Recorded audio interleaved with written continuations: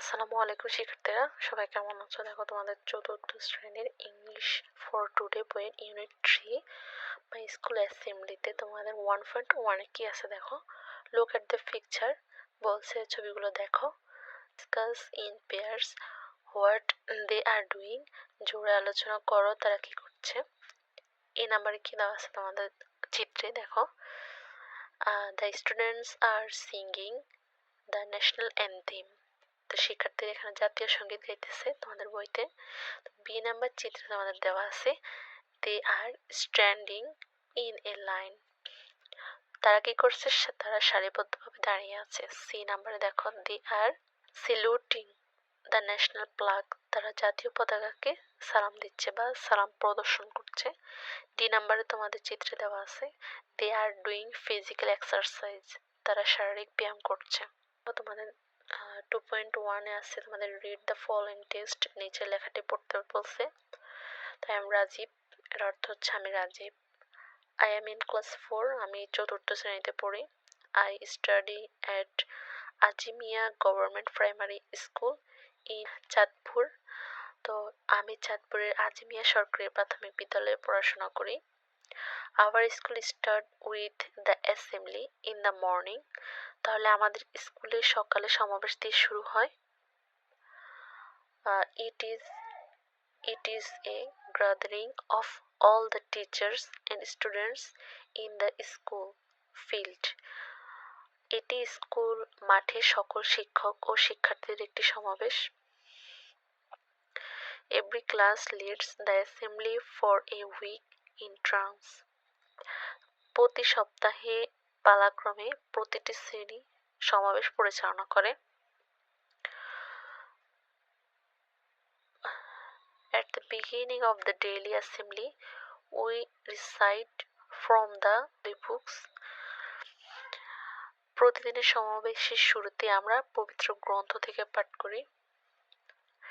Then তারপর we sing our national anthem and salute to the national flag.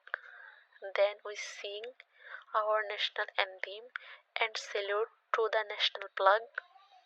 তারপর আমরা জাতীয় সঙ্গীত গাই এবং জাতীয় পতাকাকে সালাম জানাই। We also respect the oath after the assembly leaders. আমরা সমাবেশের নেতার পরে শপথ পাঠ করি। ফাইনালি শেষে we do physical exercise, শেষে আমরা শরীরচর্চা করি। It is the best time to meet all the students and teachers of our school. এটি আমাদের স্কুলের সকল শিক্ষক ও শিক্ষার্থীদের সাথে দেখা করার সবচেয়ে ভালো সময়। To ask the answer the following questions in pair, জোড়ায় জোড়ায় নিচে প্রশ্নগুলো উত্তর দাও। এই নাম্বারে আছে আমাদের which school does Rajiv go to, এখানে বলা হয়েছে যে রাজীব কোন স্কুলে যায় বা কোন বিদ্যালয়ে পড়াশোনা করে। তো অ্যান্সার হবে Rajib goes to Azimia government primary school, Rajib Azimia সরকারি প্রাথমিক বিদ্যালয়ে পড়ে। বি নাম্বারে আছে when does the school start, তো তাদের বিদ্যালয় কোন সময় বা কিসের মাধ্যমে কখন শুরু হয় বিদ্যালয়। The school start in the morning with the assembly, school সকালে সমাবেশের মাধ্যমে শুরু হয়।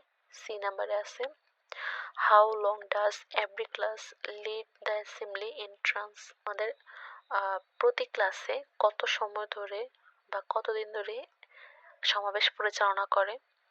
তো এখানে হচ্ছে every class leads the assembly for 1 week, প্রতিটি শ্রেণী এক সপ্তাহ করে সমাবেশ পরিচালনা করে। ডি নাম্বারে দেওয়া আছে right 3 activities students do in the daily assembly, তো এখানে তোমাদের অ্যাসেম্বলি সম্পর্কে 3টি কার্যক্রম লেখার কথা বলতেছে। তো অ্যান্সার আমরা লিখতেছি এ নাম্বারে recite from the Holi books, পবিত্র গ্রন্থ থেকে পাঠ করা। 2 নম্বর হচ্ছে সিং দ্য ন্যাশনাল অ্যান্থেম, জাতীয় সঙ্গীত গাওয়া। 3 নম্বর হচ্ছে ডু ফিজিক্যাল এক্সারসাইজ, শরীরচর্চা করা। এই নাম্বারে আমাদের প্রশ্ন হচ্ছে what is your experience about your school assembly, তোমার নিজের কথা বলা হয়েছে যে তোমার নিজের বিদ্যালয়ের সমাবেশে তুমি কি উপভোগ করো? তোমার এক্সপেরিয়েন্সটা কথা বলতেছে। তো my school assembly is enjoyable and helpful.